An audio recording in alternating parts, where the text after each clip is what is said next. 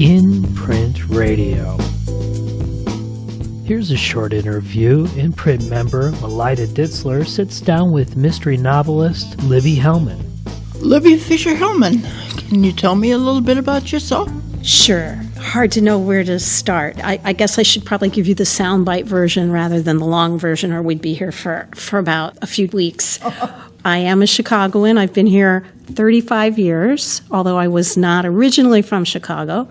I was originally from Washington, D.C. I have been writing for about 15 years, and I have 11 novels out and about 20 short stories. Do you write in just one genre? Basically right around the genre of mysteries and thrillers. I started out writing mysteries, and I think mysteries are wonderful because they let you talk about social issues in a way that you're not really beating someone over the head with the issue. You can sort of sneak into your plot things about different cultures or different time periods or different issues that make it appealing to me.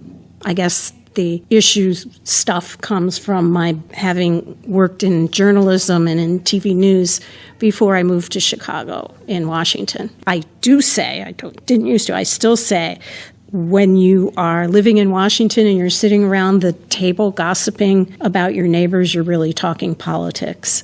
I would imagine. And that's kind of what happened to me. How did you learn to write novels if you were in news? Painfully.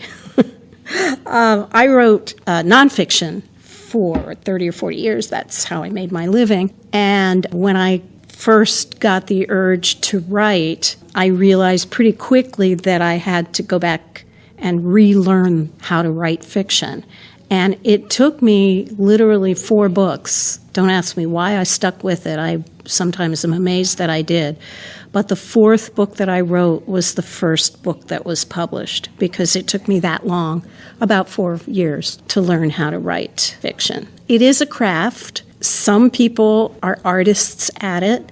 I don't consider myself an artist, but I do consider myself pretty good at the craft at this point. Do you have publishers? I've had 4 publishers. Do you have an agent? I've had 4 agents. Do you have an agent now? I have half an agent now.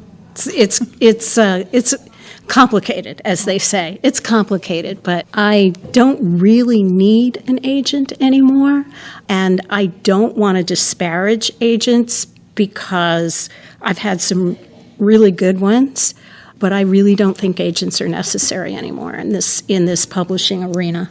Have all of your books had the same characters, or at least one character? Nope. I've written 2 series. My first series is the first series I wrote. There were 4 books. Featured a video producer and a single mother named Ellie Foreman. She has a senior citizen father and a teenage daughter who is 12 when the series begins, is driving a car when the series ends, and so she ages, but Ellie never ages, so one day they're going to be the same age. That's going to be kind of interesting. The 3rd Ellie book that I wrote, I introduced a character who was, at the time, a police officer. Her name was Georgia Davis, and she's very different than Ellie, where Ellie will go out to lunch with you and just give you too much information about herself. Georgia won't go out to lunch with you. She's cautious, she's got baggage, she's a loner, she keeps to herself. And I knew after I introduced her that one day she was going to have her own book. I had to wait for the right story, and that story was Easy Innocence, and that came out in 2008 and started my 2nd series. So I have a series with Ellie, a series with Georgia. The 4th Georgia book came out in September of 2014. It's called Nobody's Child. I've also written 3 standalone novels that are historical thrillers. One goes back to the late 60s in Chicago. It's called Set the Night on Fire. The other takes place during the Iranian Revolution, and that's called A Bitter Veil. And the 3rd one takes place in Cuba during the Cuban Revolution, but it moves forward in time. So I've got 11 books now. So a little bit, something for everybody, I hope. Do you have to do all the marketing, or does your publisher do some of that? You have to do 90% of the marketing, and that's the case for every writer of fiction, except if their names are John Grisham or James Patterson. Well, I saw James Patterson on TV the other night pushing a book. There's been a lot of upheaval in the industry, and he's come out very definitively for one issue and against Amazon. So he's been on a lot of places giving his point of view. Where do your characters come from? Are they based on people you've known or No. yourself? Or? No.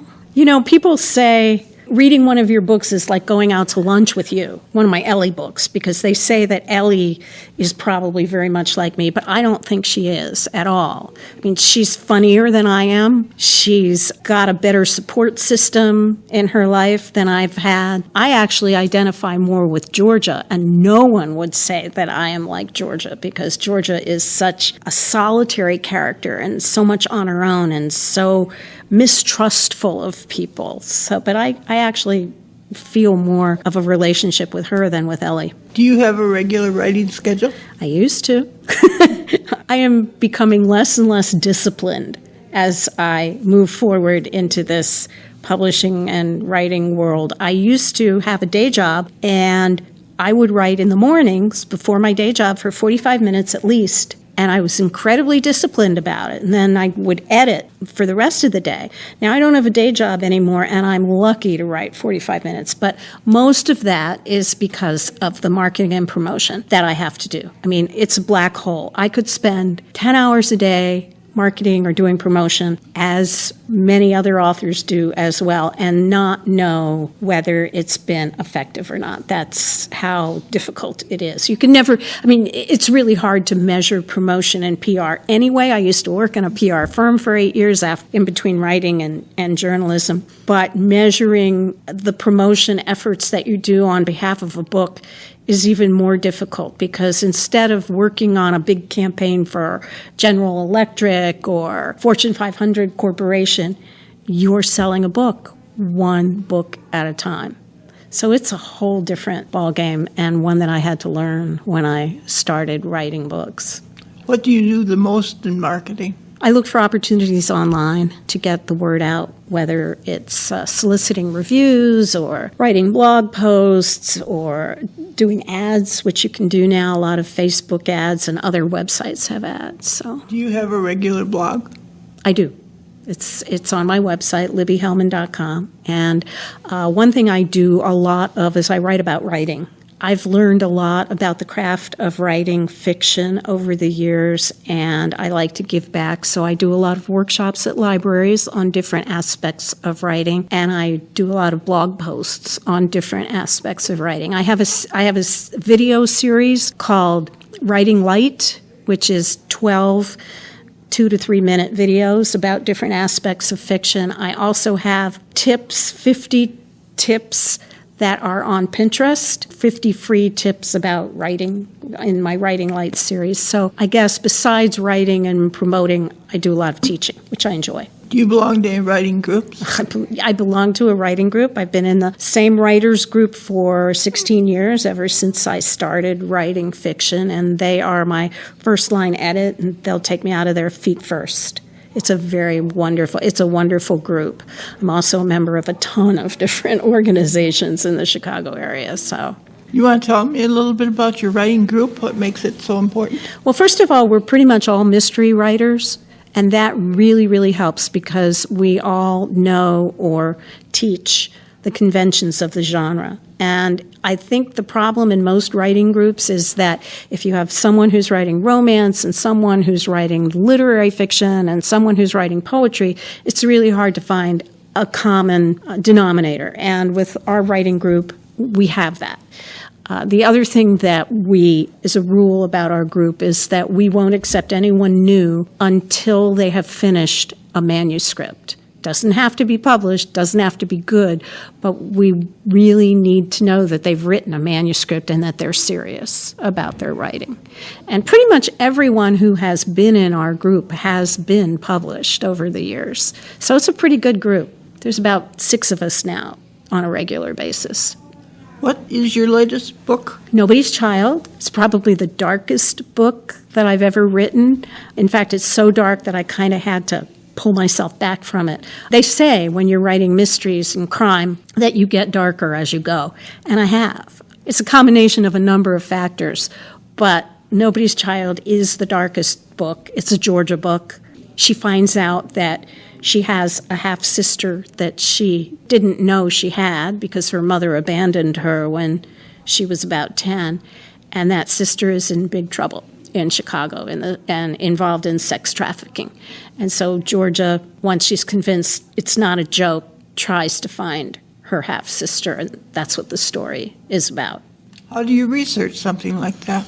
Actually, I didn't have to do as much research as I did for the Iranian book or the Cuban book or even the late 60s book. That was more kind of knowing enough about the issue from what I'd read in the news and there was a play that I went to see that was all about sex trafficking, and reading other books. That was more generic. I mean, I knew what I was going to say in that book. There are other books, however, that I do enormous amounts of research on. I was a history major in college, and I love doing research. I could do research 8 hours a day. Which is very helpful in writing a book. It is.